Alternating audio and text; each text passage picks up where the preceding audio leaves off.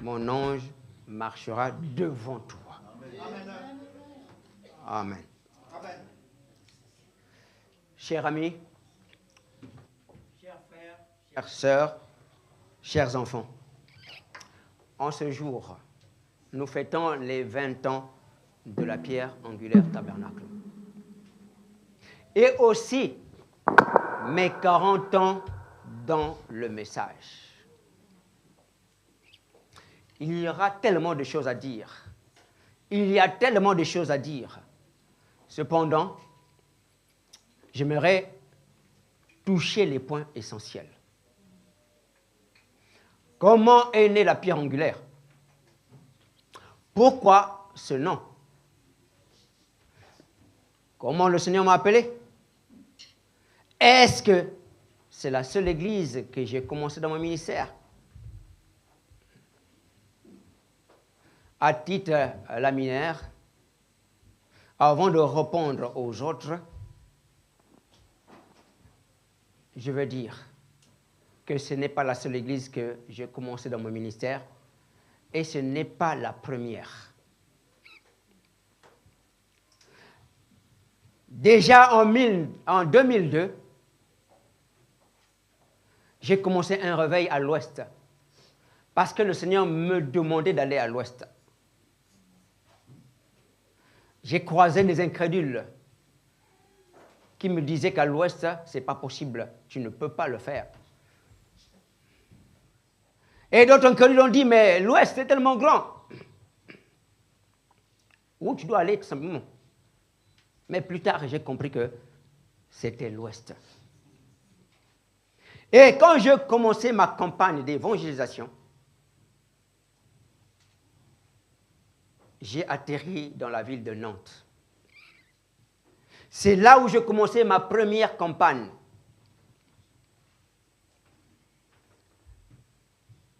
Aucune église m'avait soutenu. Aucun pasteur m'avait soutenu. Mais comme dans mon ancienne église, j'étais à la maison des dons, des prophéties sont sorties, disant que Roger Vimalin, tu commenceras une église à Nantes. Roger Vimalin, tu commenceras une autre œuvre à Paris, mais à Paris, ça sera sur l'eau. À cette époque, je ne comprenais pas la vision.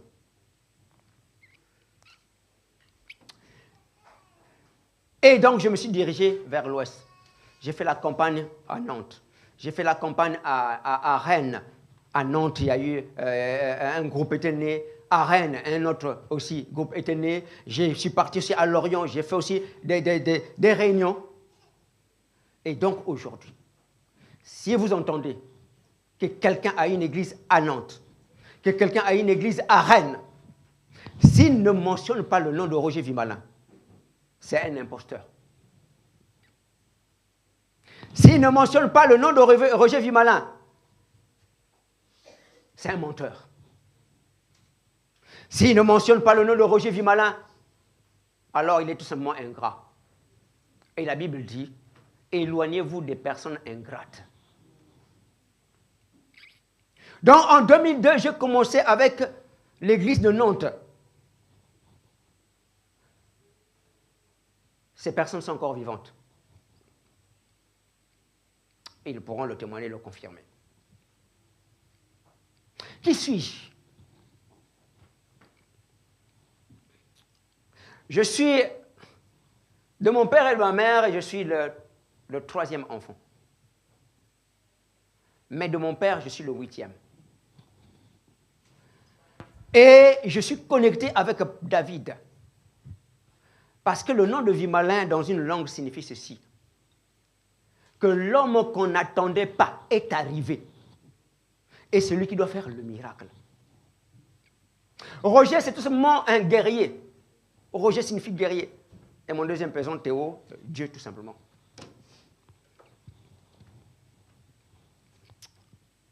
À ma naissance,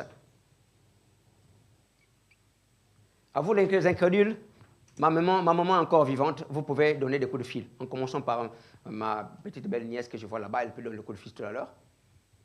Parce qu'elle doit avoir le numéro de sa belle, je ne sais pas, c'est grand-mère. À ma naissance, mon père a dit à son épouse, ma mère, il dit, cet enfant que nous venons d'avoir, il sera différent des autres. Observe-le. Il sera un leader. Il sera un sacrificateur. Ils gardèrent longtemps ce secret, jusqu'à ce que je suis devenu grand. Ce secret n'était pas révélé. Quand j'ai commencé le ministère, ce secret n'était pas révélé. Ce secret a été révélé juste avant que mon père puisse partir à la rencontre du Seigneur.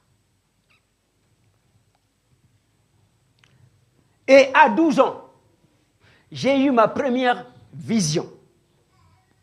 Et dans cette vision, le Seigneur m'appela pour devenir son serviteur. Et à cette époque, la seule manière de servir Dieu, c'était de devenir un prêtre. Et je peux vous rassurer que si j'étais devenu prêtre, je devais être différent de tous les prêtres. Mais comme ce n'était pas le chemin de Dieu, parce que quand Dieu m'appelle, il me donne le livre de Samuel, 1 Samuel, l'appel de Samuel. Samuel était au service d'Élie qui était rétrograde. Mais comme il était oint, Samuel devait respecter.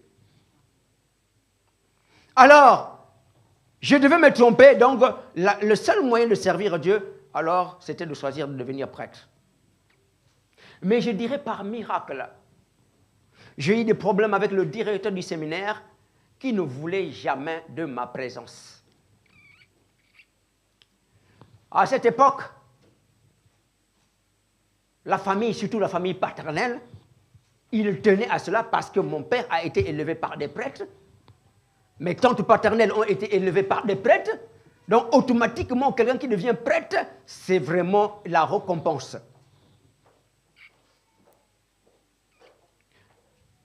Ce directeur qui a eu des problèmes avec moi, aujourd'hui, il est évêque. Il est encore vivant. Alors, tout de suite, en tant que beaucoup d'Africains pensent toujours quand quelque chose ne va pas, c'est le diable, c'est les sorciers. Pour tout, on accuse le sorcier. Même quand c'est la personne elle-même qui s'ensorcelle. Mais le mot sorcier est devenu comme un bonbon à la bouche de certaines personnes. C'est tellement sucré. Et moi-même aussi, je me disais, à cet âge-là, certainement, c'est un sorcier qui ne veut pas que je devienne prêtre. Mais plus tard, j'ai compris. Pourquoi cela?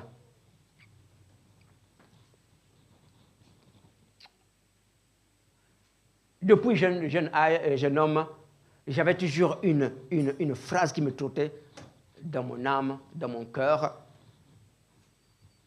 Une vie vécue mérite d'être vécue pour les autres. Et cette phrase, depuis l'âge de 12 ans, cela ne m'a jamais quitté.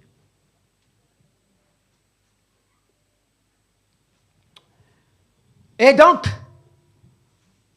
après, un jour, je me retrouve donc à Brazzaville, parce que j'étais de Pointe-Noire. Je me retrouve à Brazzaville. Et au cours d'un, je disais en quelque sorte un débat, nous parlons de la parole de Dieu. J'étais avec des amis séminaristes, qui étaient 2, qui sont aujourd'hui décédés. Et la 3e personne, c'était moi. Et il y avait mon grand frère qui revenait de France. Et on a commencé à partager la parole de Dieu avec mes amis, et lui, il est venu aussi s'introduire là-dedans. Et à un certain moment, il avait les réponses à tout. Alors nous, on ne comprenait pas comment il avait les réponses. À chaque fois que nous amenons, il avait toujours une solution. Quelque chose a commencé à trotter dans mon cœur. J'ai dit, mais toi, tu pries où? Parce que je ne savais pas où il priait. Il était aussi de passage. Parce qu'il venait de France. Tu pries où? Il dit, si tu veux savoir où je prie, alors dimanche, on va partir. Et ce jour-là, nous sommes partis à l'église de Nkukabateke, la première église de Brazzaville, la première église du Congo. La première église, pour ceux qui connaissent l'histoire. Et je pense que j'ai avec moi quelqu'un qui était avec moi en Nkukabateke, qui est l'ancien Gondé Joseph et son épouse. Ils étaient là en Nkukabateke. Et quand je suis arrivé donc en Nkukabateke,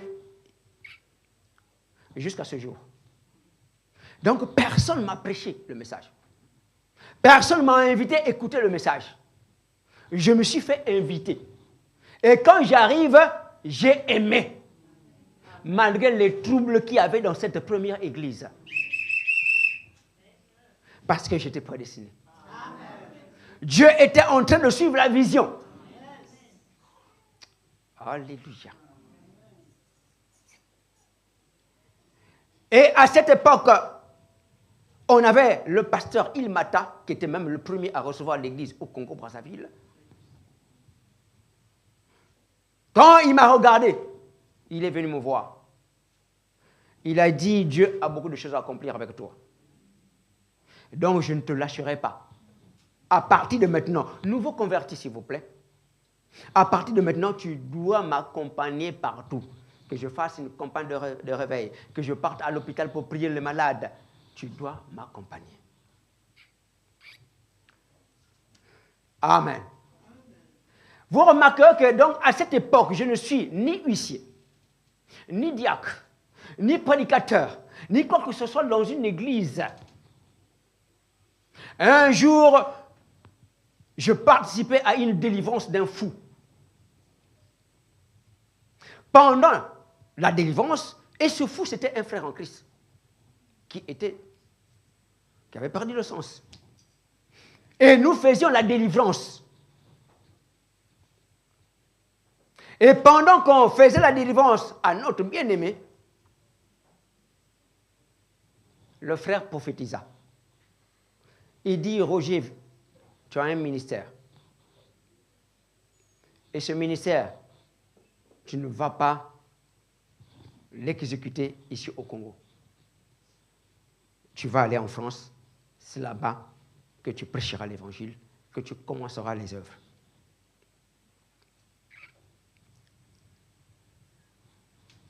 Et à ce moment-là, on a cru que c'est un fou qui parlait, donc c'est un mauvais esprit.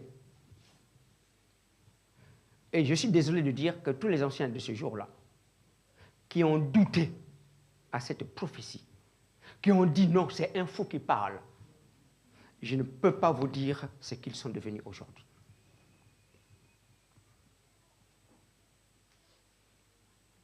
Et personne, à ce moment-là, savait que je n'étais pas congolais, mais j'étais français.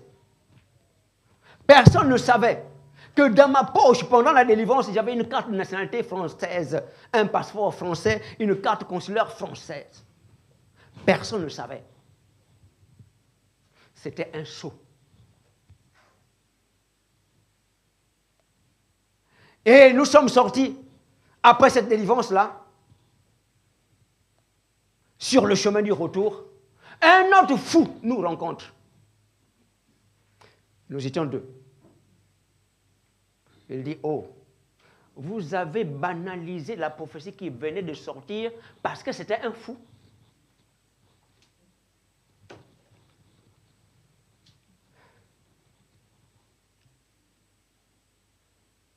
J'ai compris tout simplement que c'était sérieux. Mais arrivé dans le message, je savais que j'étais incapable de prêcher l'évangile. En moi-même, je ne voyais pas comment prêcher. Je me disais, en tant que prêtre, je viens tout seulement, je lis un livre, Je prends le missel, je ne transpire même pas. Mais comment je peux prêcher? Je ne suis pas capable.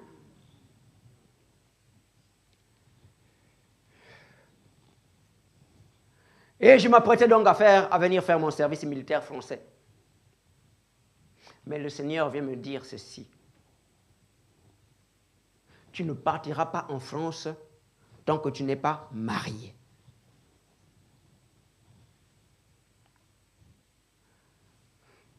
Quand je partais dans une église du message, je ne regardais pas les femmes. Je ne regardais pas les sœurs. Qui est jolie, qui n'est pas jolie, qui a le Saint-Esprit, qui n'est pas... Non, je partais pour moi-même.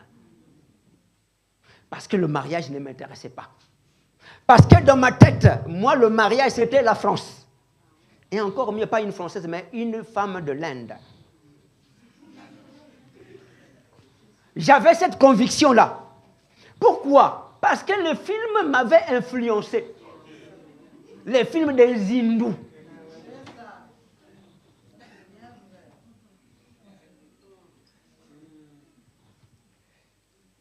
Oh Jésus. Alors j'ai dit à Dieu, avec Dieu on parle face à face. Amen. C'est notre papa, c'est notre Seigneur, c'est notre Sauveur. Ce n'est pas quelqu'un d'invisible comme ça qu'on imagine. J'ai dit à Dieu, je ne vois aucune femme dans notre église. Je ne vois aucune femme.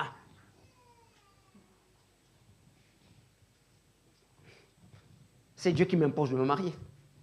Alors c'est celui qui doit me donner une femme. Seigneur, donne-moi une femme. Et je ne pourrais pas dire comme Adam, la femme que tu m'as mise à côté. Parce qu'Adam n'avait pas la révélation complète. Et ce jour, j'ai une vision. Frère, les visions n'ont pas commencé quand je suis rentré dans le message. Parce que les dons et les appels sont sans repentance.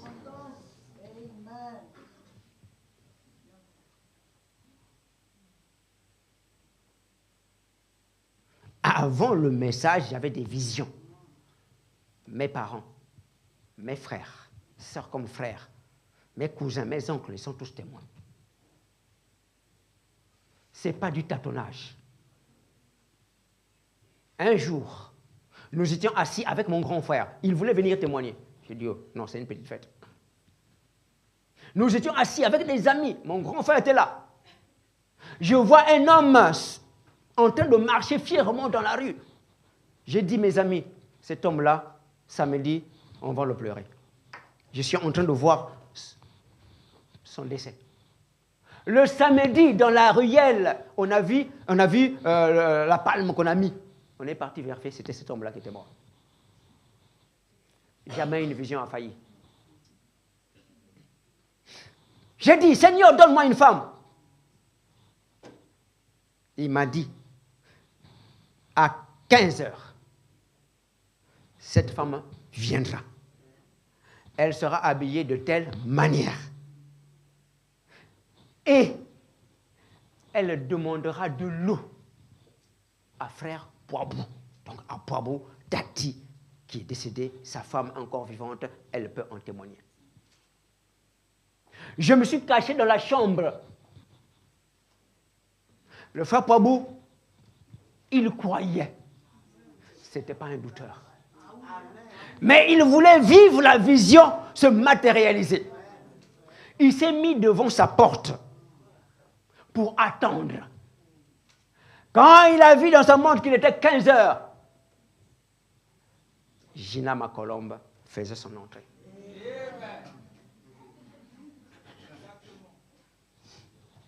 Amen. Et elle est rentrée. C'était un mercredi, donc c'était un jour de service, de culte, parce que j'aime pas trop le mot culte. Et elle a demandé de l'eau à frère Poabou. Donc elle est rentrée juste pour accomplir la vision. Mais elle ne s'en rendait pas compte parce qu'elle n'était pas dans le secret. Le frère lui a donné de l'eau et elle a continué son chemin à l'église. Oh, Seigneur Jésus-Christ. ça me rappelle des choses. C'est pour cela que Dieu préparait une épouse pour moi. Parce que sachant, une mauvaise femme détruira le futur. Je peux vous dire que depuis que nous sommes mariés, vous voyez l'âge du premier enfant, on a eu des problèmes seulement quand elle a eu la crise de la cinquantaine. Et je disais à ma soeur Fried que c'est chaud la crise de la cinquantaine. Mais en fait de compte, c'est aux hommes qu'on doit apprendre la crise de la cinquantaine des femmes. Et dans le monde, ça amène beaucoup de divorces. Parce qu'on ne s'en rend pas compte qu'est-ce que cette crise-là apporte.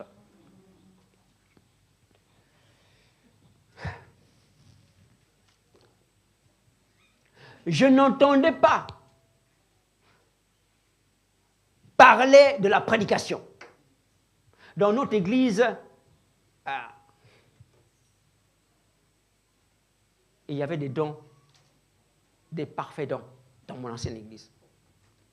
Et tous les dons, les messages sortaient que je dois prêcher. Mais moi, à ce moment-là, ça ne m'excitait pas. Au contraire. Et j'avais peur. Et nous sommes arrivés en France. Je suis arrivé en France. Et depuis jeune âge, j'ai toujours fait des affaires. J'ai toujours eu de l'argent. Et je peux vous dire, beaucoup d'argent. J'ai déjà dit à l'église que tous les week-ends, j'ai changé de voiture. Enfin, j'ai loué des voitures. Bien que j'avais des voitures dans mon parking.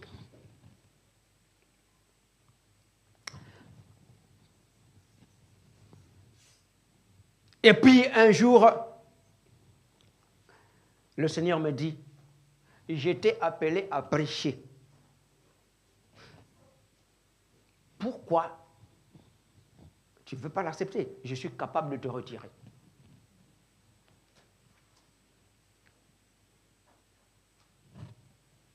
Je ne voulais pas prêcher tout simplement parce que j'étais satisfait de mes affaires commerciales,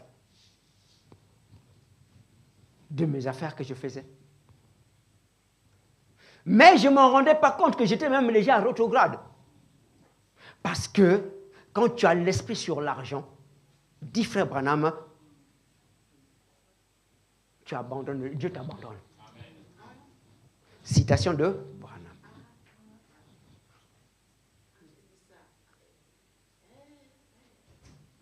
Je pouvais rentrer dans un centre commercial, je faisais mes achats, je n'attends pas la monnaie.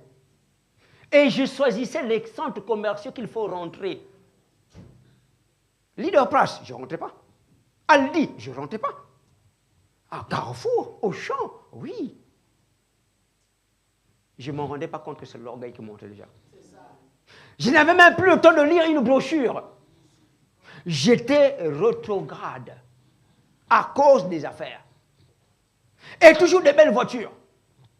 Toujours des belles voitures. Rétrograde. Toutes ces choses resteront.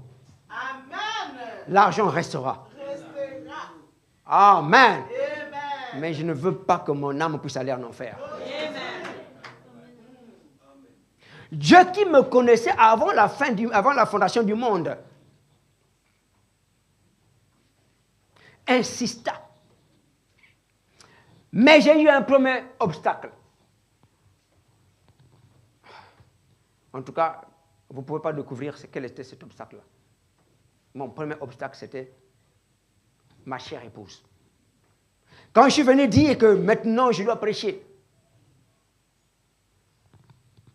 elle me dira ceci.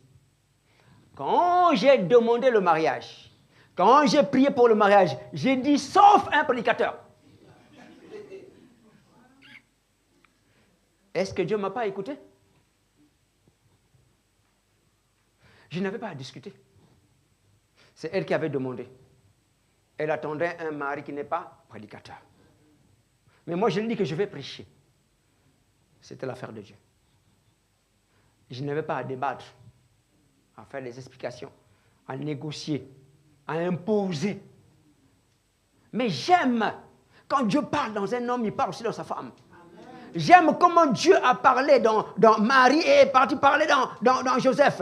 J'aime, frère, comment Dieu a parlé dans la venue de Samuel. Et Dieu lui-même s'en est occupé. Un jour, l'ange du Seigneur est descendu dans la maison. Et l'ange du Seigneur a dit que c'est ma main qui est dessus. Et l'ange du Seigneur va révéler des choses à mon épouse, des choses que je ne l'avais jamais dites. Là, je pense à Eliezer et à Rebecca.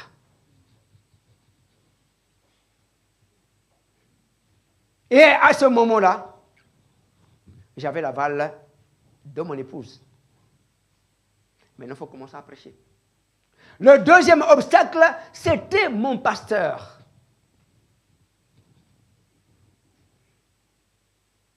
Le pasteur a dit, je ne vois pas que tu as un appel.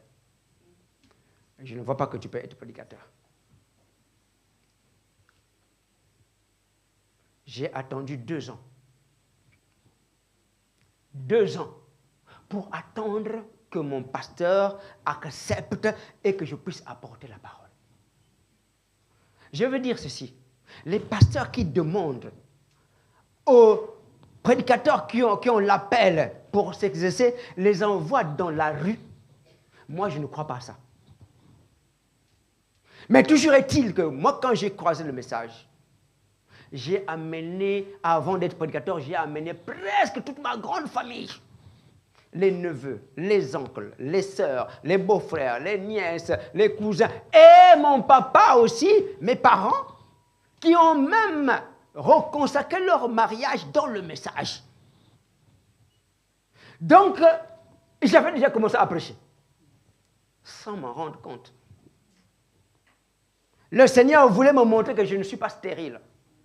Le Seigneur voulait me montrer que je ne suis pas un prédicateur de l'aquarium, mais un prédicateur pour la mer ou dans la mer.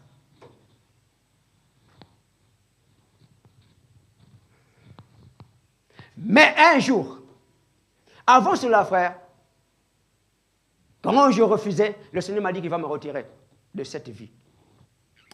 Ben moi, je croyais que c'est une blague, hein? Mais Dieu ne blague pas. Un jour, dans la maison, je suis tombé, mort. Mon épouse a appelé le pasteur. On est venu me prendre pour m'amener à l'hôpital. J'étais mort. Je ne savais pas ce qui se passait. Avant, quand ils sont arrivés, ils ne retrouvaient plus l'hôpital. L'hôpital était à 5 minutes de notre maison. Mais l'hôpital, ils ne le retrouvaient pas. Ils ont tourné. Ils se sont dit, mais non, mais il y a quelque chose qui ne va pas. Il faut qu'on puisse prier. Et quand ils ont prié, ils étaient dans le parking de l'hôpital. On m'a soulevé, on m'a amené à l'hôpital. Curieusement, on rencontre un urgentiste. Jusqu'à aujourd'hui, je ne sais pas si c'était un ange, ou si c'était un médecin qui faisait la magie, ou c'était un véritable chrétien. Et je ne sais pas parce que je ne suis plus reparti le voir. Mais quand on m'a amené mort, une grande première en France, on amène un cadavre et que le médecin dit que tout va bien, ramener la personne. Pendant qu'il discutait avec mon pasteur, à ce moment-là, je commence à entendre les discussions de loin. Et je me réveille sur le lit, aux urgences, et il me dit, vous avez vu? Et il dit, vous avez vu? Ramenez cet homme-là. Ils ont failli arriver au point. Mais c'était houleux. Et je vous assure qu'on ne m'a même pas gardé pour l'observation, ni donné un produit pour aller prendre. Mais quand je sors de l'hôpital, je n'ai même pas mes pieds. Et comme le pasteur me bloquait, non, je ne vois pas. Et puis un jour, Dieu a dit, alors, aujourd'hui même, tu vas aller dire au pasteur, moi maintenant, je vais m'en occuper. Ce sera la dernière fois. Je suis parti voir le pasteur. Son bureau était à l'étage. Et il était en train de méditer. Je suis monté, je lui ai dit, j'ai seulement une nouvelle à t'annoncer. J'ai un appel. Et je te le dis pour la dernière fois. Je suis descendu. Et quand je suis descendu, le pasteur est monté. Et il a commencé à prêcher. 15 minutes après, il s'est arrêté. Il a dit, ah non, frère Roger, tu peux venir donner ton témoignage sur ton appel. Pour moi, je savais que je m'attendais à ce qu'on puisse prendre rendez-vous, on puisse essayer de parler, il puisse m'exhorter. Et brusquement, il m'appelle. Ben, je ne savais même pas quoi faire. Mais Dieu était présent. Amen. Pour moi, ce n'est pas le temps de donner mon appel à la chair, mais c'était même le temps de Dieu. Amen. Je suis monté à la chair, j'ai parlé de mon témoignage, le feu est tombé. Mais je ne vous donnerai pas la vidéo parce que la vidéo a disparu. Le feu est tombé, le pasteur est remonté, il a dit, mais pourquoi je vais encore prêcher? Tout est fait.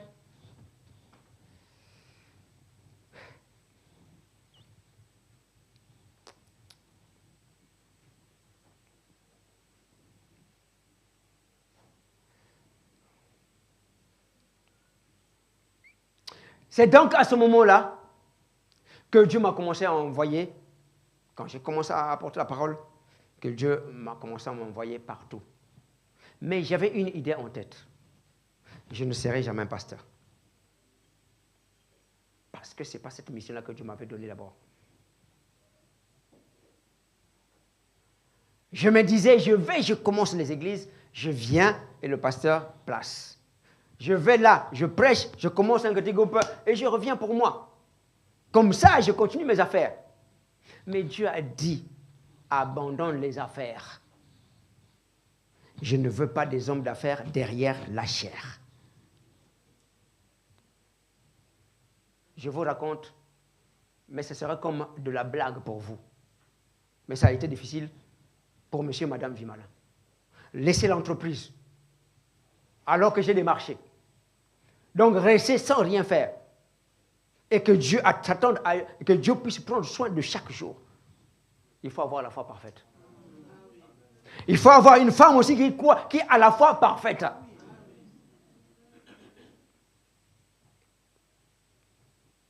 J'ai abandonné ma société.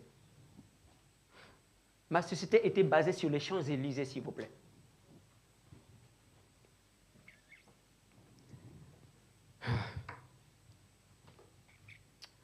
Et j'ai commencé le ministère, mais vous remarquerez que j'ai commencé le ministère très en retard.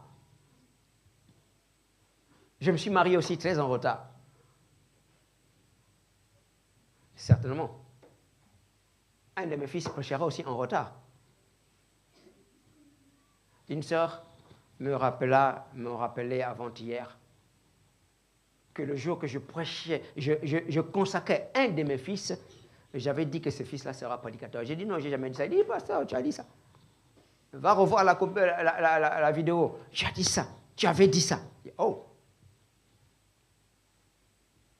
Et des personnes dans l'église ont défilé. Cet enfant-là a un ministère. Cet enfant-là a un ministère. Et un jour, lui-même, il vient me voir dans la chambre et dit, papa, j'ai fait un songe. Dieu m'a parlé en ces termes. Je dis, waouh, ça commence à s'accomplir. Quand est-ce qu'il prêchera?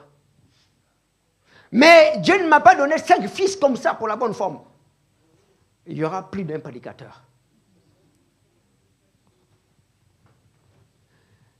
Donc j'ai commencé à aller commencer les œuvres. Parce que je ne crois pas une œuvre qui commence par une division. Une œuvre qui commence par une division, c'est satanique. Une œuvre qui commence par la division, c'est que ce prédicateur-là, c'est un faux. Il n'a pas le Saint-Esprit.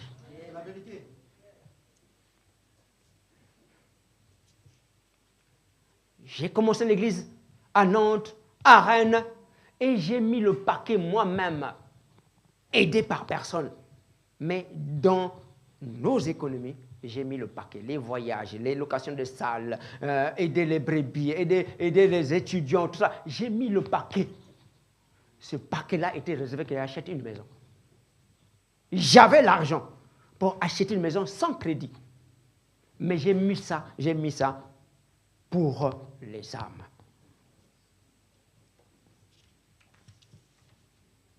Donc c'est pour vous dire que je ne crois pas que Dieu puisse appeler un homme qui ne connaît pas la souffrance de l'argent.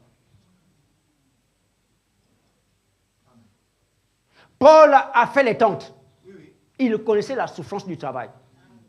Branham a travaillé. Il le connaissait.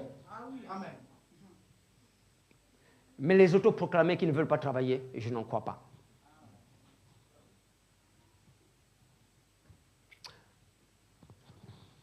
Puis un jour,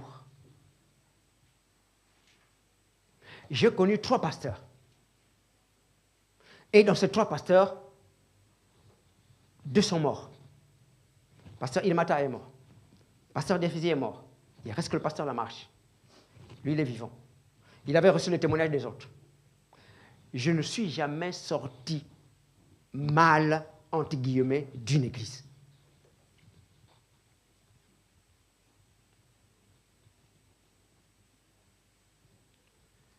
Et donc, comment je suis devenu pasteur? Nous étions dans l'avion, partons pour les États-Unis, à une convention. Le pasteur revient, il vient, se lève debout, il était parti aux toilettes certainement. Et puis quand il revient, il dit, tu seras pasteur. Je n'ai pas posé des questions. Pourquoi il me dit ça?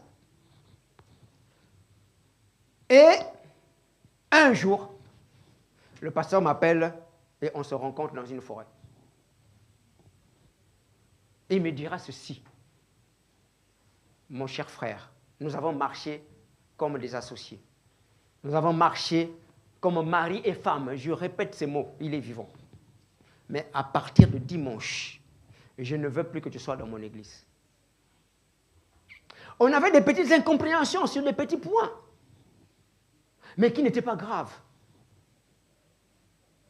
Mais quand on vient de l'Afrique, on est comme ça, on est comme ça, on est comme ça.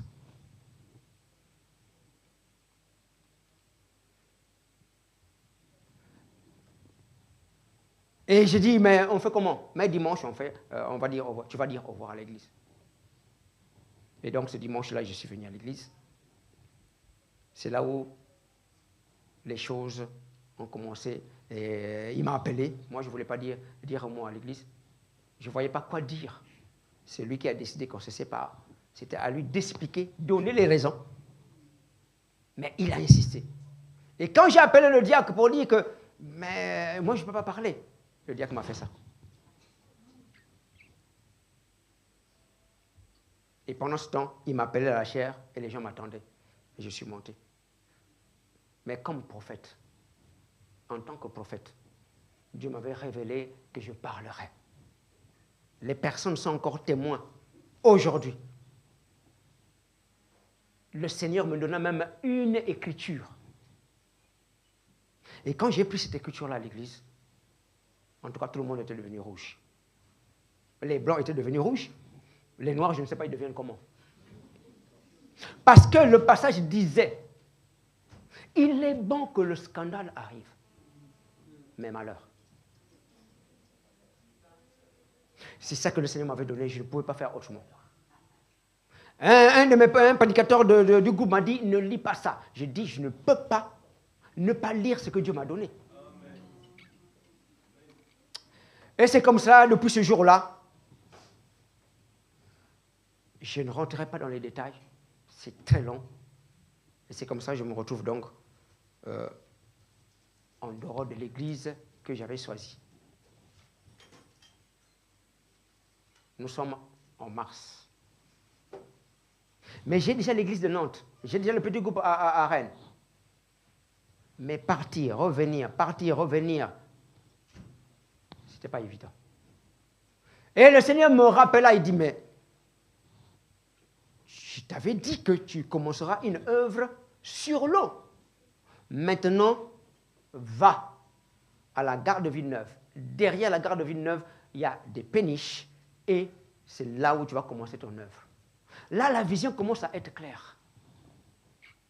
J'ai pris la voiture sans discuter parce que c'est l'ordre de Dieu.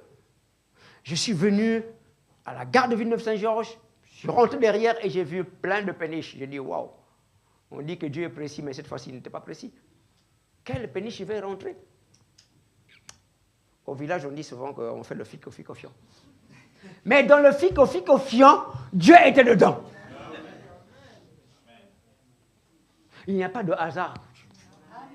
Les pas des justes sont conduits. J'ai dit, alors je rentre dans cette péniche. Et je suis parti droit dans cette péniche-là, sans douter. J'ai sonné. Et un blanc est sorti là. Il était en caleçon. Mais il était bourré. Hein. Il sort là. Monsieur, qu'est-ce que vous voulez? J'ai dit, je viens commencer l'église. Je suis derrière la chair. Vous savez ce qu'il a dit? Gloire à Dieu. Et il dit, il y avait une église ici même. Tu n'as pas acheté de chaises. Ils ont tout abandonné tellement qu'ils ont l'argent. Ils ont acheté une église, c'est des pentecôtistes. Donc tout est là. Commence ton œuvre. Mais sauf que tu dois me payer par jour. Chaque réunion. Et c'est là où nous avons commencé la réunion. Parce que les quelques réunions qu'on avait commencées, c'était dans la maison. Je n'ai pas commencé l'église avec des brebis d'autrui. Enfin, on dit brebis d'autrui, brebis du Seigneur. Mais moi, je m'étonne. Toi qui es femme d'un homme, tu dois savoir se comporter. Comment se comporter. Amen.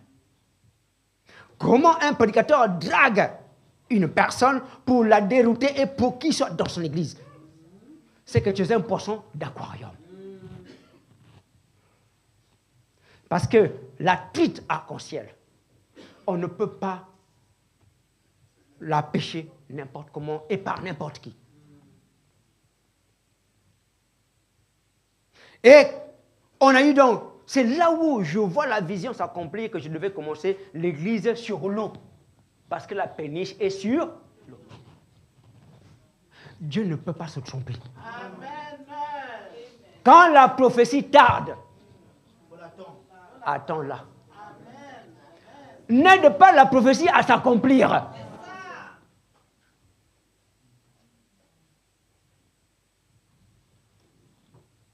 Et nous avons commencé nos réunions à ce moment-là. Et plusieurs frères nous ont rejoints.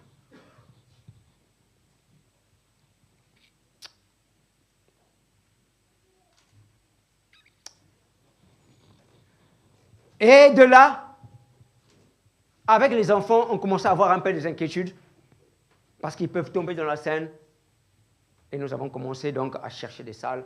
Et nous avons quitté donc Villeneuve-Saint-Georges, nous sommes partis à Ris-Orangis où on a trouvé une grande salle. Et dans cette salle-là, on a même fait un mariage. Et de là, il y a eu des problèmes de location. La personne qui nous faisait louer, il avait des problèmes d'impôts, ainsi de suite. Nous avons quitté là et nous sommes allés dans les hôtels. On a été parti à Mercure, on est parti à Léonard de Vinci, c'est là où on est resté un peu plus longtemps. Et de là, j'ai demandé à l'église de prier tout simplement pour qu'on puisse chercher une salle où nous serons stables. Et c'est à ce moment-là que ma femme, mon épouse, est rentrée en jeûne. Et quand elle est rentrée en jeûne, après son jeûne, elle est partie acheter un journal. Et quand il a eu ce journal, il a vu donc l'annonce de cette salle-ci. Et c'est de là, à ce moment-là, c'était en 2007, que nous sommes venus ici jusqu'à aujourd'hui. Mais ce local a subi plusieurs transformations. Nous sommes venus ici, là, c'était vraiment un chantier. Mais nous avons voulu rendre notre tabernacle beau pour que nous puissions avoir de belles réunions aussi. Donc je suis reconnaissant au Seigneur que cette église a grandi malgré les attaques, malgré que Satan a commencé à faire ses attaques. Mais j'étais averti, le Seigneur m'avait dit, tu relèveras chaque défi. Et aucun défi ne te fera peur. Ils te feront la guerre, mais ils ne te vaincront pas. Et mon père disait, toi Roger, personne ne pourra te tuer par empoisonnement. Et d'ailleurs, ce n'est pas toi seulement, même tes frères et tes sœurs, personne ne mourra par empoisonnement. Moi-même, je ne mourrai pas par empoisonnement. 3 vies malins ont été tentés par les empoisonnements. Mon père 2 fois. Mon grand frère 1 fois. Et moi 2 fois. Hors du message et dans le message. Mais je suis debout. Je vais vieillir. J'ai déjà vieilli.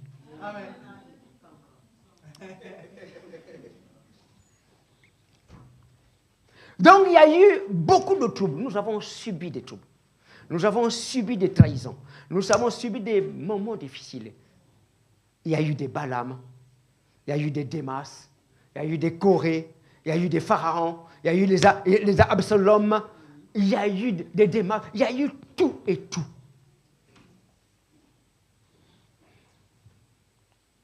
Mais je rends grâce à Dieu que nous avons tenu bon.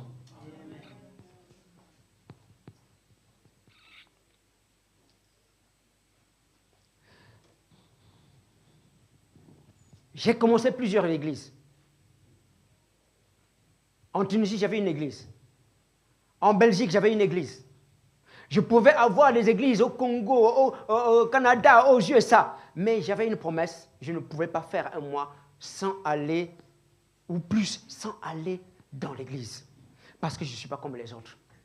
Je ne suis pas comme les autres pasteurs qui abandonnent les églises pendant 6 mois, 1 an, 2 ans.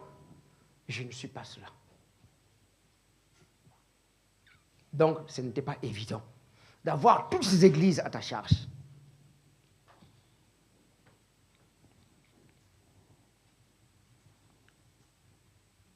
Et à un moment, j'ai demandé tout simplement de me retirer, d'avoir une seule église parce que partout, j'étais devenu comme un étranger. Même dans la maison, j'étais un étranger. Mes enfants disaient, on n'a pas un papa. Le papa est toujours dehors. Le papa est toujours en voyage. On n'a pas un papa. La chair ne répondait pas. Mais un jour, je ne connaissais pas cet homme-là. Il est venu dans la maison de mes parents. Il a dit ceci. Fais attention. Tu devais déjà mourir. Si Dieu ne te connaissait pas, tu devais déjà mourir. Mais les gens qui veulent te tuer, ce n'est pas ta famille. Ce sont des prédicateurs. Et il m'a cité les noms que je garde, même ma femme n'est pas au courant. Je sais ce que je dis. Ainsi, frère, je ne m'attends pas à une récompense des hommes. Mais je sais qu'il y a une grande récompense de Dieu qui m'attend.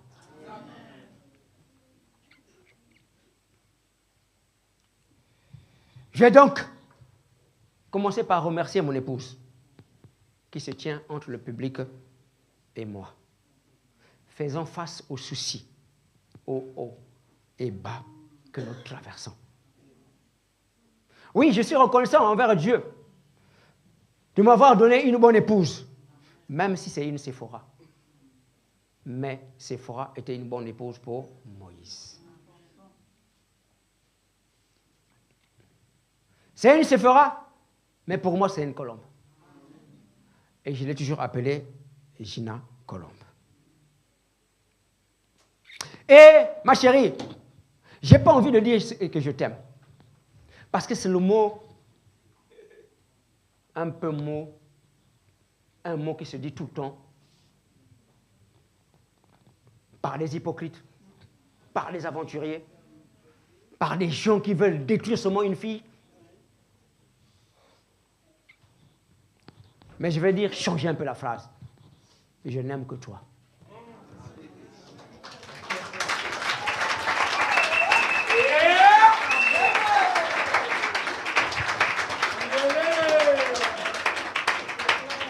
Je voudrais remercier mes enfants qui n'ont pas fait honte au ministère de leur papa. Ils ont tenu bon, malgré les mauvaises influences dans les quartiers de notre pays, la France. Ils sont allés vierges. Parce que, frère, dans le message, on surveille seulement la virginité des sœurs. Mes deux premiers se sont mariés vierges.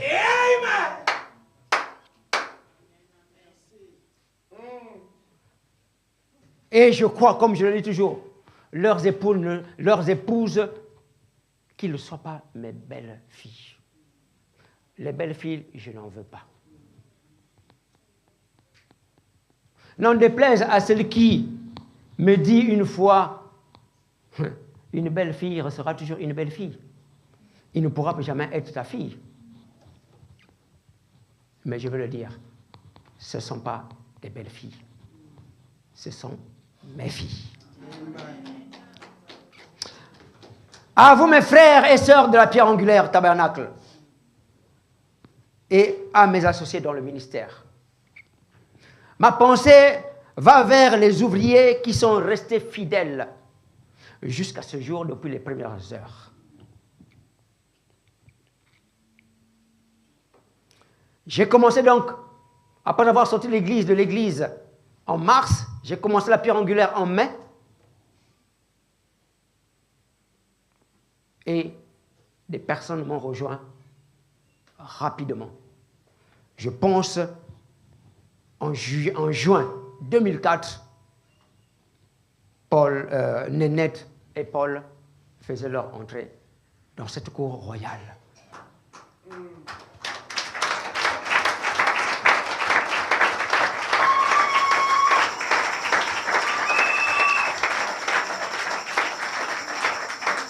Et donc plus tard, si j'ai bonne mémoire, en 2007, je l'ai mariée devant le Seigneur. Amen. Et donc, au niveau de Paris, Nénette était la première brebis que j'amenais dans les eaux du baptême. À Paris. Mais avant, j'en ai fait des baptêmes. En juillet 2004, 2 personnes nous ont rejoints. C'était Raïssa, qui est Madame Gondé aujourd'hui, et Georges Nikuna.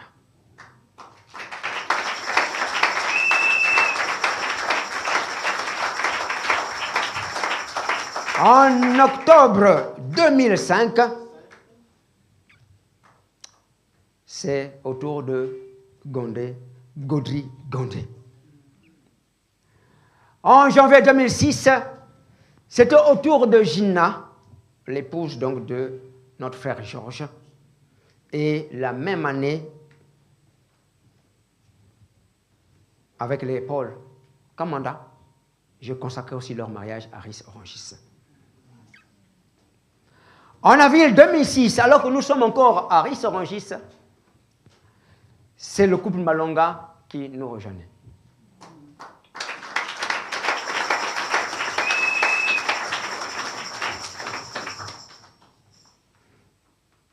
Le couple Malonga est venu pour la première fois chez moi à la maison pour revenir que nous puissions prier. Et à cette époque-là, le pasteur Adrien Zita était venu en voyage missionnaire. Et cette maladie qu'il portait depuis, je ne sais pas, mais il durait combien de temps, toute sa vie presque, il a été guéri miraculeusement. Et il ne devait pas être un membre de la pierre angulaire, parce qu'on ne l'avait pas donné l'adresse de la pierre angulaire. On l'avait donné l'adresse d'une autre église de Paris. Mais sauf que quand il partait là-bas, c'était compliqué. En 2008, octobre 2008, c'est notre sœur Noélie qui nous rejoignait. Parce que quand elle m'avait écouté à Brazzaville, il avait dit, quand je partirai à Paris, c'est seulement c'est cet homme-là. Mon choix, je l'ai fait déjà. Que Dieu la bénisse. Amen.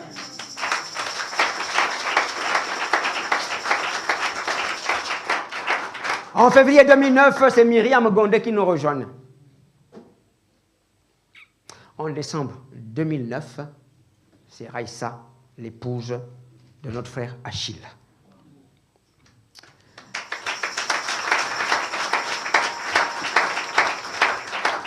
En 2010, c'est Achille qui nous rejoignait et on a même fait le mariage rapidement.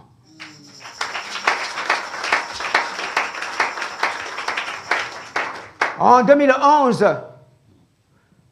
Audrey Mayima et Antoine Inganju.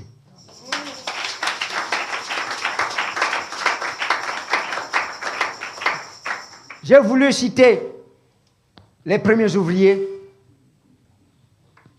les ouvriers de la première heure, mais je ne peux pas citer ceux qui ne sont plus avec nous. Donc je cite les présents qui sont encore membres de la pierre angulaire. Donc je veux vraiment les remercier d'avoir mis leur confiance. Parce que l'homme pourra faillir. L'homme peut faire des erreurs. Mais Dieu ne fait jamais des erreurs. Amen. Si vous venez dans une église, vous voulez voir des fautes, vous verrez des fautes. Mais si vous voulez voir Dieu à l'œuvre, vous verrez Dieu à l'œuvre. Amen. Je vais vous dire, nous n'avons que 3 jours dans la vie. Il y a hier, c'est une histoire passée. Il y a aujourd'hui un cadeau que Dieu nous donne pour témoigner de ses œuvres.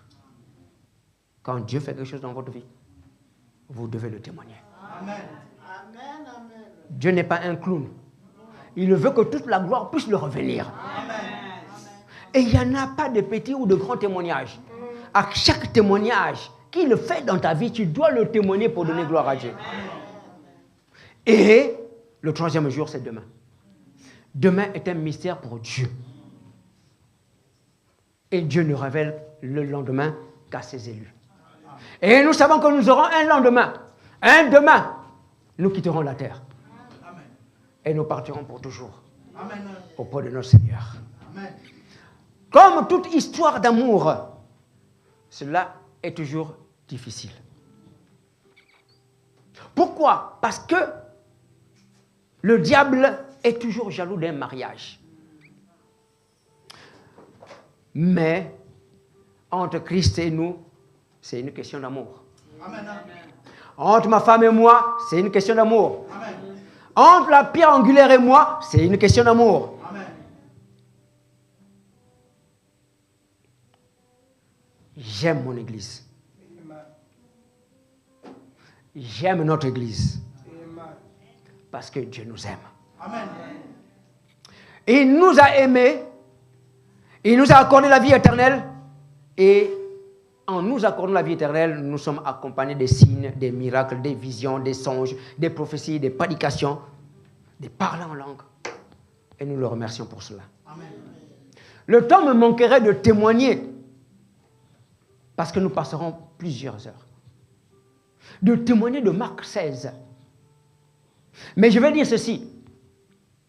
Dans la Bible, il est parlé du premier miracle de Jésus. Et je vais aussi parler de mon premier miracle. Parce que les autres miracles, je n'en parlais pas aujourd'hui. Beaucoup de gens les connaissent. D'autres ne connaissent pas tout. Mon premier miracle. Je vais insister. Comme dans la Bible, on a dit, premier miracle, le changement de l'eau en vin. Oh, Dieu reste Dieu. Mon premier miracle a été une création. Je ne connaissais même pas le 3e pôle. Je ne connaissais même pas toutes ces choses-là. Pour moi, c'était pour le prophète.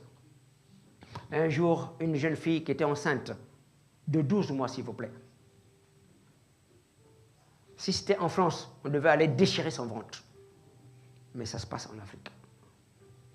Elle était enceinte de 12 mois. Parce qu'en Afrique, on ne provoque pas l'accouchement. On attend que la personne elle-même vienne et nous puisse aller accoucher.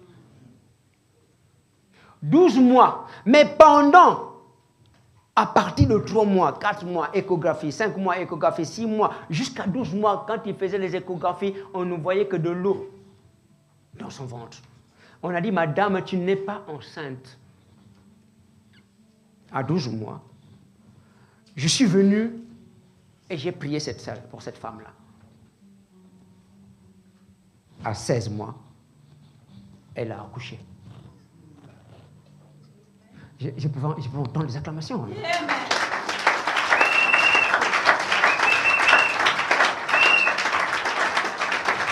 À 12 mois, l'échographie montre qu'il n'y a que de l'eau à l'intérieur, il n'y a pas un enfant.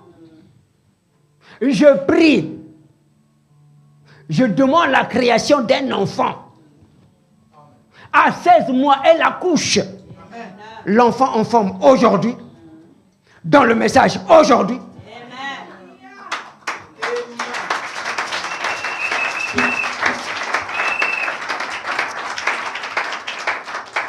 Oui, certains diraient que c'est la sorcellerie. Mais là, c'est une bonne sorcellerie.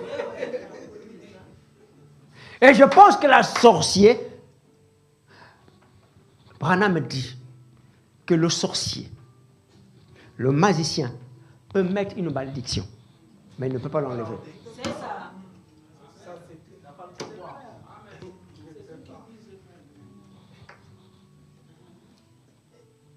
16 mois, elle accoucha.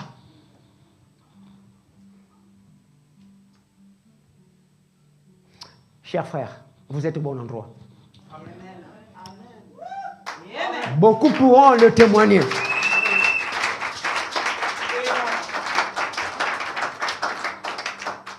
Le prophète William Marion Branham dit ceci: n'abandonnez jamais votre assemblée. Ne quittez jamais votre église, sauf pour raison scripturaire. Ainsi, je n'oublierai pas de citer l'évangéliste Dieudonné Okito.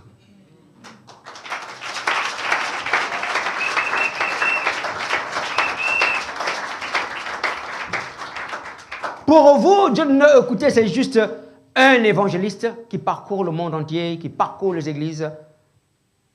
Mais pour moi, c'était un pasteur associé. Et c'est même un pasteur associé.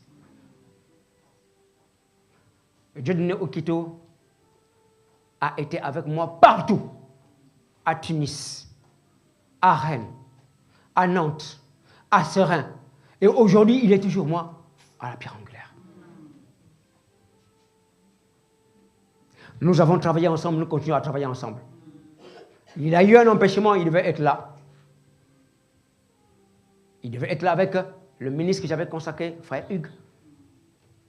Mais ils ont eu un empêchement. Et lui, il pourra vous raconter l'histoire.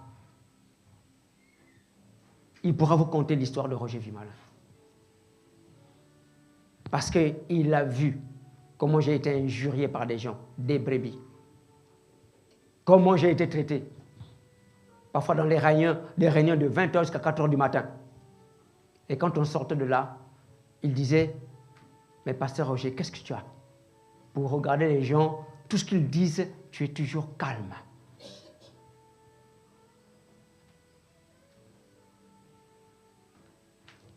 Billy Paul donne un témoignage.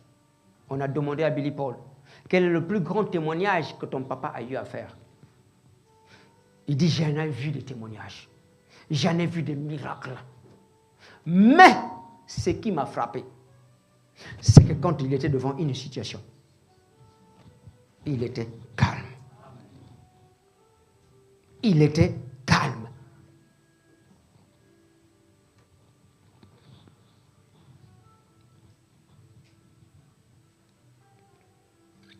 Le prophète dit,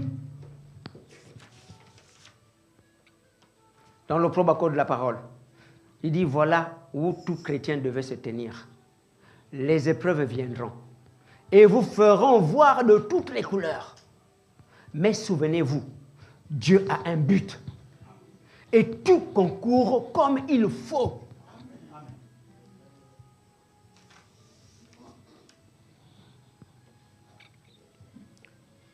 Je ne manquerai pas de citer le pasteur Adrien Zita. Et avec sa femme qui est avec nous ici présente. Ils combattent encore ensemble avec nous.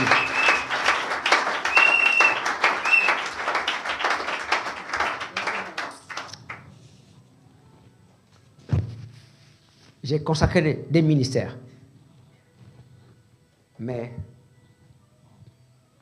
je vois comme si ces ministres-là sont des 10 lépreux. Mais il y a toujours un 10e qui est toujours reconnaissant. Je ne veux pas terminer sans parler à toutes celles et ceux qui nous ont rejoints. Je vais vous dire, vous êtes au bon endroit. Amen. Vous ne regretterez pas. Amen.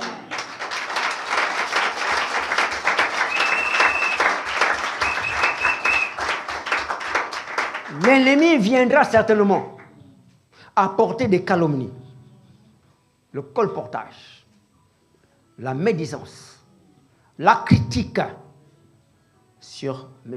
Roger Vimalin. Le seul conseil que je peux vous donner, ne l'écoutez pas.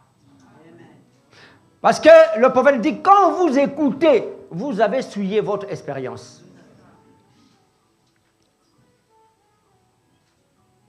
Alors, si vous l'avez écouté, alors amenez-le-moi, confrontez-moi avec cet homme ou cette femme. Et vous saurez qui a la vérité, vous saurez qui a Dieu, vous saurez qui Dieu utilise réellement. Jésus a été rejeté. Il a été traité de Belzébul. C'était le bois vert. Et il dit, quand sera-t-il au bois sec? Voilà pourquoi, pour terminer, nous portons le nom de la pierre angulaire. Parce que la pierre angulaire est la pierre rejetée, et pourtant qui était la pierre principale, mais ça a été rejeté par les bâtisseurs, et cette pierre est devenue la pierre principale. Et cette pierre principale n'est que autre Jésus-Christ. Ensemble, nous serons encore plus forts. Ensemble, nous irons encore plus loin. Que Dieu puisse vous bénir, que Dieu puisse continuer son œuvre.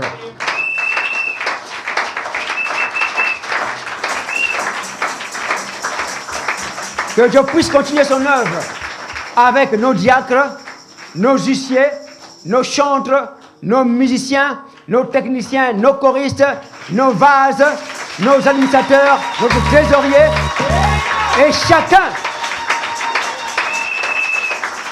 qui a traversé cette porte ce matin, je vous souhaite à vous tous joyeux anniversaire et un saint baiser. Je vous aime, que Dieu vous bénisse. Shalom.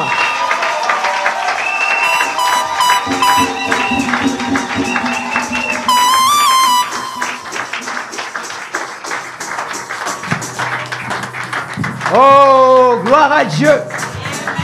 On va danser, on va manger, on va continuer. On m'a fait signe que le temps est parti. Oh, on ne peut pas calculer.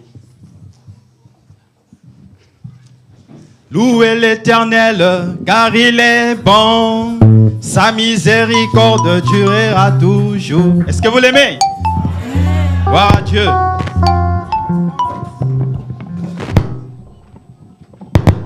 Louez l'Éternel. Prions pour les offrandes d'abord, s'il vous plaît, avec nos têtes inclinées. Dieu notre Père, toi le Créateur du ciel et de la terre. C'est cette ordonnance que tu avais ordonnée. Tu as dit qu'un culte, pour être parfait et complet, on doit prélever les dîmes et les offrandes. Bénis cela, Seigneur. Bénis la main qui a apporté quelque chose. Bénis celle qui n'a pas eu, mais qui a eu l'intention d'apporter quelque chose dans ta maison d'adoration. Seigneur, nous te prions d'ouvrir toutes les portes de grâce, alors que nous te remettons la suite de la réunion entre tes mains. Au nom de Jésus-Christ. Amen.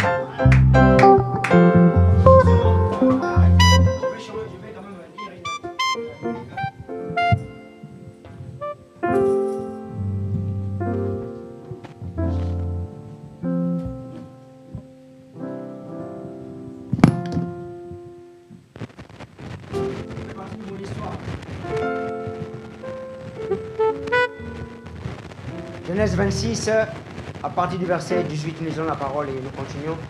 Isaac creusa de nouveau les puits d'eau que n'avait creusé du temps de son père Abraham et que les Philistins avaient comblé après la mort d'Abraham.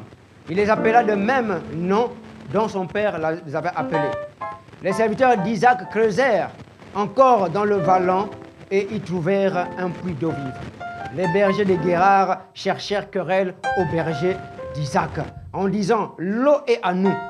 Il donna donc au puits le nom d'Essek, parce qu'on s'était disputé avec lui. Ses serviteurs creusèrent un autre puits, au sujet duquel on chercha aussi une querelle, et il l'appela Sitna. Il leva le camp et de là et creusa un autre puits, pour lequel on ne chercha pas querelle. Et il l'appela Rehoboth. Car, dit l'Éternel, l'Éternel nous a maintenant mis au large et nous prospérons dans le pays. C'est l'histoire de la pierre angulaire.